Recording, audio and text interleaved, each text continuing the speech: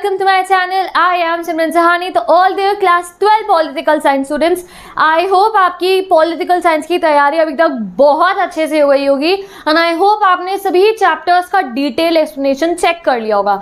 Okay guys, तो अभी हम start करेंगे globalization chapter के some most important question, जिससे पूरा chapter भी आपका revise होने वाला है. ये question ज़रूर अपने एग्जाम के लिए पढ़िए. एंड मैंने इंपॉर्टेंट क्वेश्चन की वीडियोस को थोड़ा लेट इसलिए करा बिकॉज आई वांटेड दैट कि तुम लोग ना पहले अच्छे से सारे चैप्टर्स पढ़ लो. एंड अभी बहुत दिन हो गए हैं, आई होप तुम लोगों ने चैप्टर्स अच्छे से पढ़ लिए होंगे. ठीक है, तो अब क्या टाइम है हमारा, अब हमें अच्छे से सभी चैप्टर्स के इंपॉर्टेंट क्वेश्चंस को पढ़ लेना है. डन, रिविजन हो जाएगा and let's start this video. ऐसे ही सभी चैप्टर्स के इंपॉर्टेंट क्वेश्चन कर लेंगे. मैं 2 स्पेशल वीडियो भी बनाऊंगी, 1 शॉट, जिसमें हम मोस्ट इंपॉर्टेंट क्वेश्चन अपनी दोनों बुक्स के भी कवर करने वाले हैं, मैप भी करेंगे.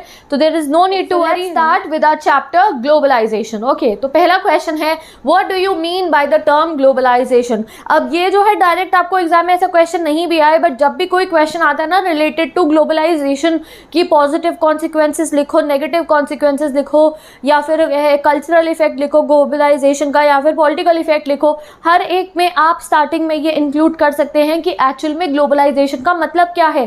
तभी तो बताएंगे उसके political consequence, economic consequence. Starting में अगर ग्लोबलाइजेशन का मतलब ही लिख दोगे, डेफिनेशन लिख दोगे, your answer will look very, you can say that, अच्छा लगेगा, फ्रेमवर्क में लगेगा, अच्छे मार्क्स मिलेंगे. ठीक है, तो साथ के साथ मैं आपको टेक्निक्स भी बताती रहूंगी कैसे आपको एग्जाम में लिखना है. डन. तो ग्लोबलाइजेशन क्या होता है? It refers to flow of ideas, capital, commodities and people across different parts of the world. जब एक कंट्री से दूसरी कंट्री में, एक पार्ट से दूसरे पार्ट में, कंट्री के हर एक कोने में जब फ्लो होता है आइडियाज का, कैपिटल का, कमोडिटी का और लोगों का, जैसे लोग माइग्रेट कर रहे हैं, ट्रेड हो रहा है, कमोडिटीज का, कैपिटल फ्लो हो रही है, आपने कुछ खरीदा बाहर से, आपने उनको पैसे पे करे, इंपोर्ट एक्सपोर्ट हो रहा है, आइडियाज का फ्लो हो रहा है, तो क्या होता है वो ग्लोबलाइजेशन. ठीक है, it has political, economic and cultural manifestations, क्योंकि ग्लोबलाइजेशन एक डायनामिक कॉन्सेप्ट है. ठीक है, एंड बहुत ही ये डिस्टिंग्विश्ड होता है, जिसके बारे में आगे हमने पूरे चैप्टर में पढ़ा है. Next, globalization is a multi dimensional concept. Justify this statement. This is a CBSE previous year question. Yes, globalization एक मल्टी डायमेंशनल कॉन्सेप्ट है. क्यों? क्योंकि इसकी पॉलिटिकल एस्पेक्ट भी है, इकोनॉमिक भी है एंड कल्चरल भी है. ठीक है, तो ग्लोबलाइजेशन की पॉलिटिकल एस्पेक्ट क्या हुई कि globalization has shifted the power to regulate certain activities from the government to the international institution. Economic aspect में क्यों? It has reduced the economic power of the state and privatization is gaining importance. Culture aspect में क्या हुई? Globalization has almost enriched every culture. Each culture has influence other culture. ठीक है, यहाँ blue jeans हम पहन रहे हैं, खादी का कुर्ता बाहर के देश के लोग पहन रहे हैं, बर्गर हम खा रहे हैं. Culture influences. ओके, तो आप चाहो तो इसमें कुछ और लाइंस भी ऐड कर सकते हो. ये तो डायरेक्ट CBSE के प्रीवियस ईयर क्वेश्चन पेपर्स में से मैंने आंसर जो है पिक करा है. Next question, what is meant by flows in relation to the globalization. तो flows in relation to the globalization refer to the movement. Flow मतलब क्या है? मूवमेंट से. हम कोई फ्लो थोड़ी करेंगे, हम तो माइग्रेट करके जाएंगे दूसरी कंट्रीज में, लोग हमारी कंट्री में आएंगे. पैसा क्या है? फ्लो मतलब क्या है? मूवमेंट हो रहा है. हमने पे करा, हमने कुछ सामान इंपोर्ट करा है, उसके लिए हमने पे करा, हमने बाहर कुछ भेजा है, उन लोगों ने हमें पे करा, हमने एक्सपोर्ट करा, उन लोगों ने हमें पे करा. तो this movement is known as the flow. Okay, तो आप ये पढ़ लीजिए. नेक्स्ट क्वेश्चन पे मूव करते हैं. Mention any 2 benefits of globalization. क्या है? कुछ भी लिख दो, ये तो हमारे प्रीवियस ईयर क्वेश्चन का ही डायरेक्ट आंसर है. It provide job opportunities. Okay, it provide the exchange of ideas, capital, commodities and people from one place to another. Explain any one major causes of globalization. क्यों हो रहा है globalization? Because of this massive expansion in our modern technology. Phone, mobile phone, कहाँ पहले telegraphy आया था तो ऐसा लग रहा था कि, और टेलीफोन आए थे वो जिनका वो ऐसे हम रिसीवर उठा के बात करते थे, और अब आप देख सकते हैं कितना एडवांसमेंट हो गया है. तो मॉडर्न टेक्नोलॉजी भी बहुत बड़ा रीज़न है एंड वेरियस रीज़न है हमारे ग्लोबलाइजेशन के कॉजेज़ के. तो मॉडर्न टेक्नोलॉजी हो गया, expansion of industrialization, also MNCs आ रही हैं एक दूसरे से कंट्रीज़ में आके. मैकडोनल्ड्स हमारे आगे खुल रहा है, हमारी बड़ी बड़ी कंपनीज बाहर के देशों में जाके खुल रही हैं. ठीक है, और establishment of these world wide institutions. Okay, ये हो गया. And modern means of media, mass media की वजह से, और जो है हमारे पर्सनल कम्युनिकेशन, ये जो फ़ोन, ईमेल, इंटरनेट, इन सब की वजह से भी ग्लोबलाइजेशन इंक्रीज हो रहा है. आप जो है ये पॉइंट्स को याद कर लीजिए. Next question, how has technology contributed to the globalization. तो बहुत इंपॉर्टेंट क्वेश्चन है, शॉर्ट आंसर के लिए पूरा का पूरा मैं साइड हो रही हूँ, स्क्रीनशॉट ले लो. टेक्नोलॉजी का क्या रोल था. ठीक है, पढ़ लिया आपने आंसर. नेक्स्ट क्वेश्चन मूव करते हैं. What is meant by social safety nets. Important question. तो सोशल सेफ्टी नेट्स होते हैं वेलफेयर स्कीम जो प्रोवाइड करी जाती है by the government to the socially poor and the weaker section of the society who are on the other the end of the economic development. Okay, तो next question पे move करते हैं। What is world wide interconnectedness, what are its components. World wide interconnectedness मतलब क्या होता है? तो world wide interconnectedness refers to the phenomena when every country in the world in some way or the other are connected to other countries. जब हर country किसी ना किसी तरीके से एक दूसरे से कनेक्टेड होती है।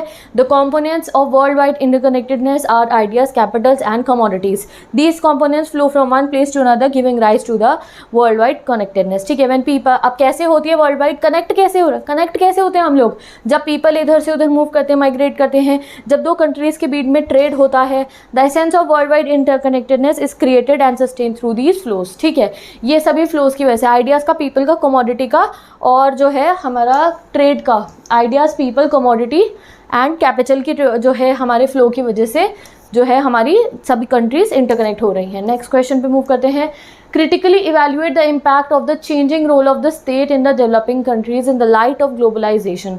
तो political consequence and the changing role of the state है, तो ये यहाँ पूरा आंसर गिवन है गाइज, इसको लाइन बाय लाइन रीड कर लीजिए, इसका स्क्रीनशॉट ले लो। पॉलिटिकल कॉन्सिक्वेंस रिपीट होता है कई बार हमारे बोर्ड एग्जाम में, तो पॉलिटिकल कॉन्सिक्वेंस अच्छे से कर लीजिए। कल्चरल कॉन्सिक्वेंस में भी वो जो हमारे डिफरेंस होते हैं ना, होमोजेनाइजेशन का, हेट्रोजेनाइजेशन का, उसमें तो डायरेक्ट क्वेश्चन आने के बहुत चांसेस होते हैं। ओके, अगले क्वेश्चन पे मूव करते हैं। स्क्रीनशॉट ले लिया, रिवाइज कर लेना अपनी बुक में से, नहीं तो explain any 4 economic consequences of globalization. तो role of IMF and WTO बन गया था in making economic policies through for the world. Restriction, the restriction the movement of capital and good across the countries reduce हो गई। जो पहले बहुत restrictions होती थी ना, बहुत ज़्यादा टैरिफ्स लगाए जाते थे गुड्स के इम्पोर्ट एक्सपोर्ट पे, वो अब कम हो गए थे। ठीक है, globalization reduce the economic power of the state and privatization, private companies, private industries आना शुरू हो गई थी, स्टेट रोल कम हुआ। Globalization is seen in the uniform economic policy of all the states in terms of free trade and commerce. And ज़्यादातर हर ही country का क्या हो गया कि जो उनकी इकोनॉमिक पॉलिसी थी उसमें एक चीज़ ज़रूर ऐड कर गई, क्या थी वो? Free trade and commerce. Okay, next question, how far do you agree with the statement that cultural globalization is dangerous not only for the poor countries but for the entire globe? तो भैया हमने पढ़ा था कि देखो ये जो हमारी कल्चरल ग्लोबलाइजेशन है, इससे क्या हो रहा है, कल्चर सेम होता जा रहा है। जो इतना ब्यूटीफुल डिस्टिंक्टिव कल्चर होता है, डिफरेंट कल्चर होता है अलग अलग कंट्रीज़ का, वो कहीं ना कहीं वेस्टर्न इम्पैक्ट की वजह से जो है सेम होता जा रहा है। तो yes, the effect of globalization are not confined only to the sphere of politics and economy. सिर्फ पॉलिटिक्स और इकोनॉमी पे ग्लोबलाइजेशन का असर नहीं पड़ता, ग्लोबलाइजेशन का असर पड़ता है कल्चर पे भी, और उसकी वजह से हो रही है कल्चरल होमोजेनाइजेशन। अब भैया तुम होमोजेनाइजेशन पूरा इसमें एक्सप्लेन कर देना और आपका आंसर हो जाएगा कंप्लीट। ठीक है, नेक्स्ट क्वेश्चन पे मूव करते हैं। Mention any one problem created by protectionism. Protectionism हमने भी फॉलो करा था, कब? इंडिपेंडेंस के बाद, बट फिर इकोनॉमिक रिफॉर्म्स आने के बाद हमने जो है अपने फ्री कर दी थी इकोनॉमी। ठीक है, LPG लेकर आए थे हम, डन। तो प्रोटेक्शनिज्म मतलब क्या होता है? ये प्रैक्टिस करी जाती है by the country to protect economic and business interest और डोमेस्टिक इंडस्ट्री। अपनी कंट्री की जो डोमेस्टिक इंडस्ट्री है ना, और जो लोकल प्रोड्यूसर है उन्हें बचाने के लिए, क्योंकि जब प्रोटेक्शनिज्म नहीं होता तो बाहर से कंट्रीज आके, बाहर की कंट्री की MNCs आके हमारे यहाँ पे प्रोड्यूस करने लगती है और हमारे मार्केट में कॉम्पीट करती है हमारे लोकल प्रोड्यूसर्स के साथ में। डन। अब जो है प्रोटेक्शनिज्म क्यों करा जाता है? बचाने के लिए हमारे डोमेस्टिक प्रोड्यूसर्स को। बट अगर हम लॉन्ग टर्म में देखें, लॉन्ग टर्म में कुछ समय के लिए ये ठीक है, लोकल प्रोड्यूसर्स को बचाने के लिए, प्रोटेक्ट करने के लिए कि उनका बहुत कॉम्पिटिशन ना बढ़े और वो डेवलप हो पाए, कुछ समय तक प्रोटेक्शनिज्म फॉलो करना इज ओके। बट अगर ज़्यादा समय तक होता है तो उससे जो है वीक होती है इकोनॉमी। डन, रीड कर लीजिए। नेक्स्ट क्वेश्चन में वो करते हैं, what were the impact of the globalization on India. ठीक है, तो ग्लोबलाइजेशन के इम्पैक्ट जरूर जो है बुक में से रिवाइज कर लेना बिफोर योर एग्जाम। यहाँ पे आंसर गिवन है, बुक में से भी आप अपना आंसर रीड कर सकते हैं। Next question, resistance to globalization. Globalization को रेजिस्ट क्यों करा गया? भाई हमें दूर रहना है ग्लोबलाइजेशन से। ऐसा क्यों हुआ? क्योंकि globalization represent a particular phase of global capitalism that make the rich richer, poor poor. तो फिर क्या हो रहा था ग्लोबलाइजेशन की वजह से ना, कैपिटलिज्म बहुत इंक्रीज हो रहा था और उसकी वजह से स्टेट का वेलफेयर वाला रोल जो है डिक्रीज हो रहा था। अब गवर्नमेंट वेलफेयर नहीं इतना कर पा रही थी, इस वजह से क्या हो रहा है, कैपिटलिज्म की वजह से जो अमीर लोग हैं और अमीर हो रहे हैं, गरीब लोग और गरीब हो रहे हैं। ठीक है, weakening of the state lead to the reduction in the capacity of the state to protect interest of its citizens specially poor. अब जब स्टेट का रोल कम हो रहा है because of the globalization, private sector बहुत ज़्यादा आ रहा है, तो जो स्टेट के पास पावर होती है कि गरीबों की मदद करने की, वेलफेयर करने की, वो डिक्रीज हो रही है, इसलिए रेजिस्ट कर रहे हैं। Many countries also fear the weakening of the state in political terms economically, they want to return to a self reliance and protectionism. कई लोगों को जो है काफ़ी कंट्रीज़ को क्या लग रहा है कि वीक हो रही है स्टेट, इसलिए वो सेल्फ रिलायंट, आत्मनिर्भर होना चाह रहे हैं, प्रोटेक्शनिज्म फॉलो करें। भैया जो ग्रो करेंगे खुद करेंगे, हमारे अपनी कंट्री क्या ज़्यादा हमें महत्व देना है, ठीक है। They are worried about the traditional, last क्या है, ट्रेडिशनल कल्चर जो है वो भी हार्म हो रहा है, एज ओल्ड वैल्यूज़ भूल रहे हैं हम because of the this cultural influences of other countries. Done. तो ये रीजंस है हमारे ग्लोबलाइजेशन को क्या करने के, रेजिस्ट करने के। डन। अब ये आ गया गाइज आपका डीमेरिट्स ऑफ द ग्लोबलाइजेशन। देखिए guys demerits of globalization, this is a important question, ठीक है। तो ये demerits of globalization, political demerits, economic demerits and cultural demerits, ठीक है। तो पॉलिटिकल डीमेरिट्स क्या है, या पॉलिटिकल कॉन्सिक्वेंसेज जो सही नहीं है, तो इससे स्टेट की जो वो रोल कम हो रहा है ना, वो हम इसमें मेंशन कर देंगे। इकोनॉमिक में it benefits only small section of the society, और वो स्मॉल मतलब रिच लोगों को ही ग्लोबलाइजेशन से ज़्यादा फायदा मिल रहा है। It has led to the force globalization leading to economic ruin for the weaker country, और वीकर कंट्रीज़ को कोई ज़्यादा फायदा नहीं हुआ इतना, ठीक है। मैंने call it recolonialization of the world. और कल्चरल कॉन्सिक्वेंस की अगर हम बात करें तो it leads to rise a uniform culture. भैया सबका कल्चर सेम हो रहा है, सभी जीन्स और टॉप पहन रहे हैं, सभी ड्रेसेस पहन रहे हैं, भाई हमारे सुंदर सुंदर जो अलग अलग सबकी ट्रेडिशनल ड्रेसेस होती थी वो वाइप आउट होती जा रही हैं। तो सेम जहाँ जाओगे सब सेम ही लग रहा है। Imposition of western culture on the rest of the world, ठीक है। और वही मैकडोनलाइजेशन, हर जगह बर्गर खा रहे हैं, ठीक है। तो ये हो गया आपका नेगेटिव, या फिर आपको नेगेटिव कल्चरल कॉन्सिक्वेंस। भाई अब देखो पॉजिटिव कॉन्सिक्वेंस भी हैं इसके, अब हमें चैप्टर्स में देखो दोनों बताए हैं। डन। यहाँ नेगेटिव वाला इंपॉर्टेंट है क्वेश्चन, इसलिए मैंने आपको बता दिया है। आप जो है पॉजिटिव वाला भी ज़रूर पढ़ेंगे, क्योंकि ऐसा नहीं है कि ग्लोबलाइजेशन के पॉजिटिव कॉन्सिक्वेंस नहीं है, ग्लोबलाइजेशन के बहुत सारे पॉजिटिव कॉन्सिक्वेंस भी है। जैसे हमने कल्चर हेटेरोजेनाइजेशन में पढ़ा कि ऐसा नहीं है कि सिर्फ हम मैकडोनल्ड का बर्गर ही खा रहे हैं, हम लोग जो है मसाला डोसा का उससे कोई कंपैरिजन नहीं है, जैसे आपके बुक में लिखा है, और बाहर के देश के लोग हमारा खाना पसंद कर रहे हैं।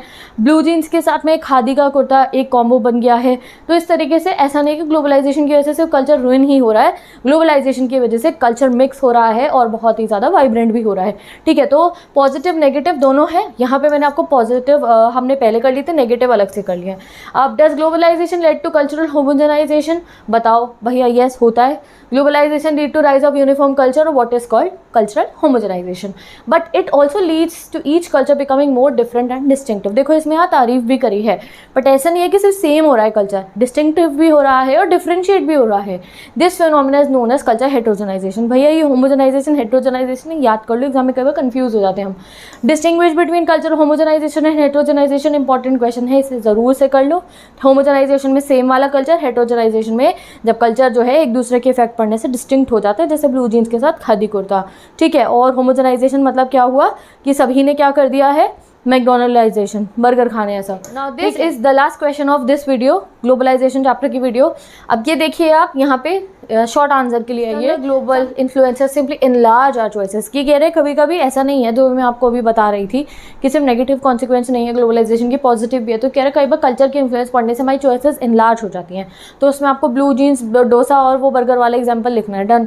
तो उसको मैं आपको फॉर्म करके दिखा दिया कैसे आप कर सकते हो। जैसे हम लिख देंगे burger is a substitute for masala dosa and add choice to food and khadi is worn with blue jeans, it is a new and unique combination, ठीक है। तो आपको प्रूव करनी थी, दो स्टेटमेंट बताओ जिससे पता चले हमारे को कि कैसे जो है कल्चर इन्फ्लुएंसेस से हमारी चॉइसेस एक्सटेंड हो जाती हैं। मेरा क्वेश्चन में 3 लिखा है, मैंने 2 बताई है, थर्ड वाली आप मुझे कमेंट सेक्शन में बताओ। डन। कि जो है विद दिस हमने 15 क्वेश्चन ग्लोबलाइजेशन की कर लिया है। अब जल्दी से मिलते हैं नेक्स्ट चैप्टर में, जहाँ पे हम नेक्स्ट चैप्टर के इंपॉर्टेंट क्वेश्चन प्रैक्टिस करेंगे। तो विद दिस वेरी के बेस्ट ऑफ लक। अभी भी चैप्टर नहीं पढ़ा तो वन शॉट एक बार वीडियो 2x पे ऑन करके जो है पूरा चैप्टर रिवाइज कर लो, एंड अभी सभी इंपॉर्टेंट क्वेश्चन पढ़ते रहो, एंड अभी मैप भी करेंगे। तो बेस्ट ऑफ लक, अच्छे तरीके से पढ़ाई करते रहो।